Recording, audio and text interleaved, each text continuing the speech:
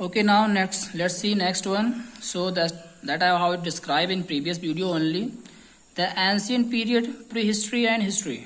Ancient period basically वो time होता है, स्टार्टिंग होता है, बेसिकली स्टार्ट होता है 712 AD से. In this book, we shall study about India during ancient period. The ancient period in India extends from the time when the man first emerged to the time when Arab conquered Sindh. तो basically ये time start कब होता है जब अरब के लोग सिंध को conquer करते हैं AD 712 में. During this period man evolve from mere hunters and food gather to farmer. मतलब इस टाइम पीरियड में जो लोग पहले जानवरों को मारते थे फूड कलेक्ट करने से, अब फार्मर की तरफ शिफ्ट होने लगे. अब मतलब कि अब व्यापारी, अब खेती बाड़ी पे ध्यान आने लगा उनका. He went on to establish cities and later large kingdom in the ancient period. India came into contact with many foreign countries and Indian people were influenced by foreign custom, religious, literature and art. Basically ancient period में क्या क्या हुआ, यहाँ के जो time के लोग थे वो धीरे धीरे अब आपको एग्रीकल्चर फील्ड में आना स्टार्ट हो जाते हैं एंड ट्रेडिंग स्टार्ट हो जाती है, नई नई सिटीज बनना स्टार्ट हो जाती हैं जिसमें से बहुत बड़े किंगडम भी होते हैं. एंड कुछ लोग अब फॉरेन कंट्री यानी बाहरी देशों से भी कांटेक्ट में आते हैं. उनसे कांटेक्ट में आने के बाद इंडियन के पीपल लोग इन्फ्लुएंस मतलब प्रभावित होते हैं बाय फॉरेन कस्टम. कस्टम मतलब वहाँ के कल्चर, रिलीजन के बारे में लिटरेचर को पढ़ के यानी किताबें, इन सब से प्रभावित होते हैं. तो basically pre history and history. History मतलब प्री हिस्ट्री में beginning of the ancient period यानी स्टार्टिंग जो होती है pre history. Man did not lead a settled life, wandered from place to place. He did not know how to read and write and hence has not left behind anything written record of the time. The period of man existence for which we have no written record is called prehistory. Basically prehistory क्या होती है, जिस history के बारे में हमारे पास कोई return में रिकॉर्ड ना हो, मतलब कुछ लिखा नहीं हो जहां से हमें इसके बारे में मालूम चले, उसको बोलते हैं प्री हिस्ट्री. एंड हिस्ट्री जिसके बारे में हमें रिकॉर्ड मिले हों, रिटर्न में कहीं पे भी कुछ लिखा, किताबें कुछ मिली हो, उसको बोलते हैं हिस्ट्री. ओके, सो बेसिकली ये आपका है एंशिएंट हिस्ट्री. नेक्स्ट टॉपिक है वेयर ऑफ पास्ट इवेंट. तो बेसिकली कुछ स्टार्टिंग है, कहाँ पे कैसे क्या क्या हुआ था, तो उसके बारे में देखेंगे.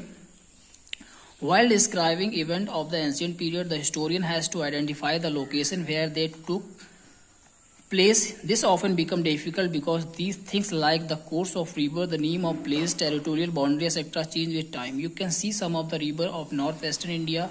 Several of the river have changed their ancient courses and have got new names. The river Saraswati has dried up. Only a part of river now exists as the river Chagar.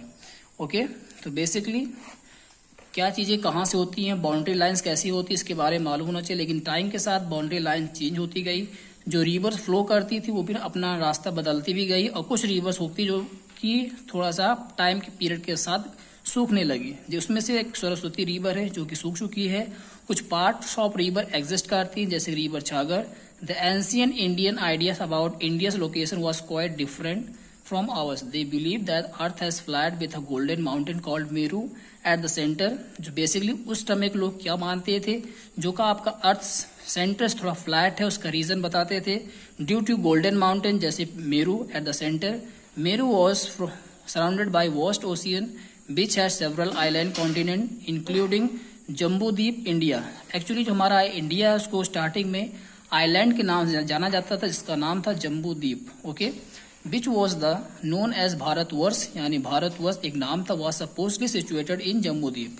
यानी भारतवर्ष हमारे India की बात कर रहे हैं जो कि situated कहाँ था, जम्बूद्वीप. यानी कंप्लीट इंडिया को जम्बूद्वीप के नाम से हम लोग उसको नरेट करते थे, बताते थे. एंड भारतवर्ष संपूर्ण भारत को बोलते थे. Okay, it was named after the king name Bharat. तो भारतवर्ष किसके नेम पे पड़ा, एक राजा थे जिनका नाम भारत था, उनके नेम पे हमारा इंडिया का नाम भारतवर्ष पड़ा था.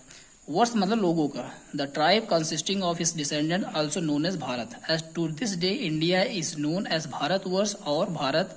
The earliest Indian text refers to the region watered by the Indus Hindu and its tribal as Sapta Sindhu. The Persian Iranian called it Hepta Hindu. The Greek were first to use the name India. तो Greek पहले होते जो कि हमारे देश को India कहने वाले थे, मतलब इंडिया नाम देने वाले फर्स्ट कौन थे, ग्रीक्स थे. ओके, सो बेसिकली ये कुछ था हमारे बारे में, कहाँ से कैसे हुआ, चीजें कैसे स्टार्ट हुई, इसके बारे में हमने डिस्कस किया.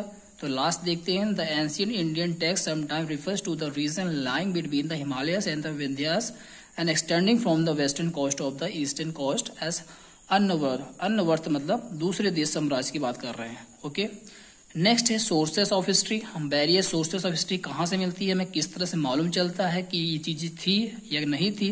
तो बेसिकली आपके कुछ चीजें हैं, उसमें से फर्स्ट आपका है रिलीजियस लिटरेचर, सेकुलर लिटरेचर। तो रिलीजियस लिटरेचर क्या होती है, writing dealing with the religion constitute religious literature. Many books contain religious themes for the ancient period of Indian history.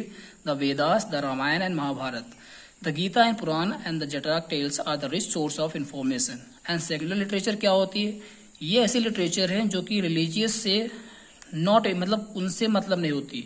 Literature that is not religious मतलब वो धार्मिक नहीं होती, उनको कहते हैं सेकुलर लिटरेचर। मतलब कि जैसे कोई भी बाहरी व्यक्ति आया है, उसने एक हाथ में अपनी किताब रखी, जैसे आप भी जाए म्यूजियम जाते हैं, कहीं बाहर जाते हैं, आपने जो जो चीजें देखी वहां पे अपने कॉपी में लिख लिया, एंड कॉपी में लिख लिया तो आप इसी तरीके से पूरे टाइम पूरा चीजें देखी, घूमने लगे, सारा कुछ नोट करते रहे, बात सोचती है। कुछ समय बाद आपकी यही कॉपी कुछ लोगों को खोदता है, मतलब आर्कियोलॉजिकल डिपार्टमेंट जैसे सर्वे करने वालों को खोदते समय कई सालों बाद मिलती है, तो ये कॉपी आपके लिए उनके लिए क्या बन जाएगी, सेक्युलर लिटरेचर बन जाएगी, क्योंकि इसे आपने खुद लिखा है घूमते हुए, यानी लोगों को ऑब्जर्व करके ही इस चीजों को राइट किया खुद से, तो उसको बोलते हैं सेक्युलर लिटरेचर। उसमें कुछ का नाम आपको याद होना चाहिए, जैसे कि द अर्थशास्त्र ऑफ कौटिल्य, कौटिल्य मतलब चाणक्य को बोलते हैं, जो कि अशोक के गुरु थे, एंड उनकी किताब क्या नाम था, Arthashastra. The Indica of Megasthenes, the work of Kalidasa and the count of Fahien and Hiuen Tsang are some example of secular literature produced during the ancient period. This type of literature gives us lots of information about the times when it was written. Okay, तो secular literature क्या होती है, clear है ना। Next है sources के बारे में डिस्कस कर लेते हैं कि हमें हिस्ट्री के बारे में पढ़ने कहाँ मिलता है। फर्स्ट है archaeological sources. Archaeological sources basically वो होते हैं जो हम खुदाई करके निकालते, जैसे कि ये आपको दिख रहा है एक पूरा सा टाउन था, इसको इंडस वैली सिविलाइजेशन बोलते हैं। ये बेसिकली आर्कियोलॉजिकल डिपार्टमेंट जो कि कहते हैं ना कि सर्वे करता है, लोगों को छानबीन करते रहते हैं, खुदाई करते हैं, कहीं पत्थरों को तोड़ना, ये सब करके मतलब पुरानी चीजों को ढूंढना का काम करते हैं। तो इन्होंने इंडस वैली सिविलाइजेशन को जो जमीन के अंदर कई वर्ष पहले दब गया था उसको खोद के ही निकाला, उसको फाइंड आउट किया। ये आर्कियोलॉजिकल जो होते हैं बेसिकली यही करते हैं। तो as time passes some remains of ancient civilisation get buried under the earth. These remains have to be dug out, excavated by archaeologists. For example, the oldest human settlement in India, the Indus Valley Civilization, got buried under the earth.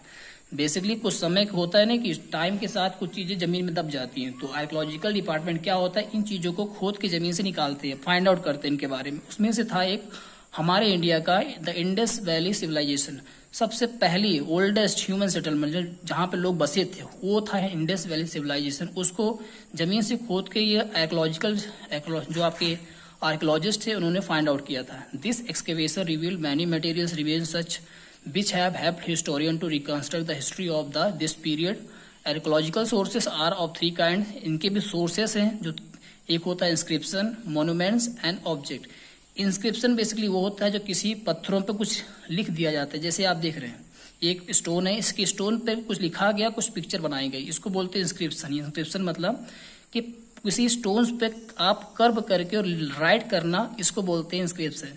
जो अशोक हमारे थे, great Ashoka, उनके ज्यादातर हमें जो evidence मिलते हैं उनके बारे में वो हम इन्हीं पत्थरों जैसी चीजों से मिलते हैं। उन्होंने पत्थर बहुत लिखवाए थे, पत्थरों पे कॉपी किताब में इस्तेमाल नहीं करते थे, पेन पेंसिल, तो पत्थरों पे अपने बारे में सारा कुछ लिखवाते थे। तो इस इंस्क्रिप्शन के हेल्प से उनके बारे में बहुत सारी इन्फॉर्मेशन हमें मालूम चली थी। तो इंस्क्रिप्शन क्या होता है, क्लियर है ना, पत्थरों पे ही राइट कराना, मतलब पत्थरों पे उसको अच्छे से कट करके उन पर राइट करना, कुछ बनाना, इसको बोलते हैं इंस्क्रिप्शन। नेक्स्ट है मॉन्यूमेंट्स। मॉन्यूमेंट्स मतलब बिल्डिंग होती है बहुत बड़ी बड़ी, जो बहुत उस टाइम के लोग बनवाते हैं, तो उसको देख के भी हम फाइंड आउट कर सकते हैं कि हाँ उस टाइम पे कितनी अच्छी अच्छी इंजीनियरिंग थी, क्या क्या लोग बनवाते थे, क्या क्या थॉट्स रहते थे, रिलीजियस के बारे में मानते थे या नहीं, इन सबको मॉन्यूमेंट्स यानी बिल्डिंग्स के बारे में पढ़ के समझ सकते हैं। Got it. लास्ट है आपका अदर ऑब्जेक्ट, जैसे कि people in the past made many kinds of things like pottery, metals, ware, coins, textile, jewellery, these are found through excavation. मतलब कुछ और भी चीजें होती है, जैसे पॉटरी, पॉटरी मतलब मटके, मेटल के कुछ सामान बनाना, सिक्के, coins, coins are extremely valuable source for information, they tell us about the reign of king. मतलब कॉइन्स जो होते बहुत इंपॉर्टेंट होते थे सोर्स इन्फॉर्मेशन के लिए। क्यों? कि जो कॉइन्स होती है जो राजा बनवाते तो अपने, जैसे कि इस समय हमारे पास जो कॉइन करेंसी होती है उसमें जो पिक्चर आती है वो गांधी जी की आती है, तो उसके बारे में मालूम चल जाता है ये पर्सन जो है इस नोट के ऊपर बहुत इंपॉर्टेंस रखते थे उस टाइम पे।